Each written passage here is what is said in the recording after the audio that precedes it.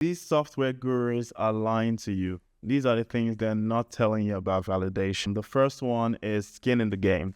Okay, so what this means is you want to hear from people that are actually suffering. You don't want to hear from your friends, don't want to hear from your family, you don't want to tell them about your idea and they're like, oh, you should do that. That's so nice. They're there to support you. There's this good book. It's called The Mom Test. What you should always look out for is what is the honest truth here, the brutal honest truth. And that's going to come from strangers, but not just strangers, but it's going to come from your ideal customer profile. So the people that look exactly like the people that you're trying to build, those are the people you should listen to. Not your friends, not yourself, not your family. No, these people, they have huge bias. You can go read this book. You actually need to get your customer, your ICP, your ideal customer profile. Those are people that have the skin in the game. I once read a story of this guy that had a axe throwing bar because axe throwing bars were a thing, and everyone told him, yeah, do it, bro, it's great. Yeah, it's going to be so fun. But he invested $200,000, lost money because he didn't talk to people that were actually suffering, that actually begging for an axe throwing bar. So don't listen to your friends, don't listen to your family, don't listen to your mom. Find your ideal customer profile. The next thing is something that happened to me. One paying user is not validation.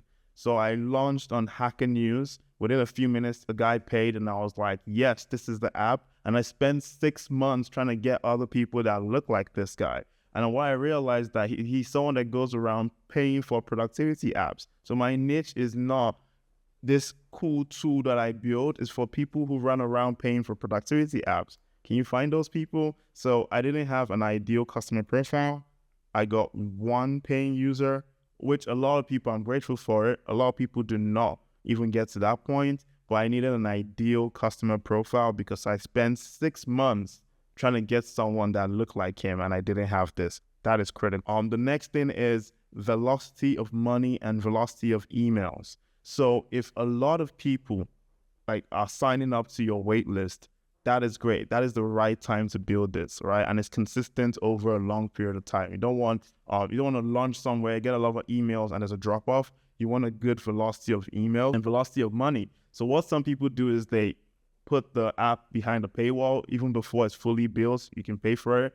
That's a good validation tactic. I don't mind that. I'm more of collecting emails. That's what I've learned. But velocity of money, velocity of emails, that means people are ready to pay for this. Okay, so that's good.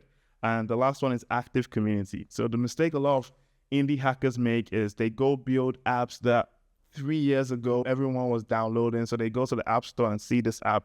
Oh my God, 3 years ago it had this number of downloads, but it's not active anymore. People don't have that same problem anymore. So where are you gonna find these new sets of users that want that? So you have to be very in tune with what's happening. Not so much that you jump on trends, but you want to make sure that there's a growing demand for this. There's a reason why the community for this is getting bigger and bigger. And they also need to be active people. There needs to be people that are asking questions, giving you ideas, begging you for it. I remember one time I went to this Slack group and I saw 20,000 members in a space I wanted to be on. And I said, great, this is fantastic. Once I post a link, I'm going to get so many downloads. I found a community where I realized that they were not active.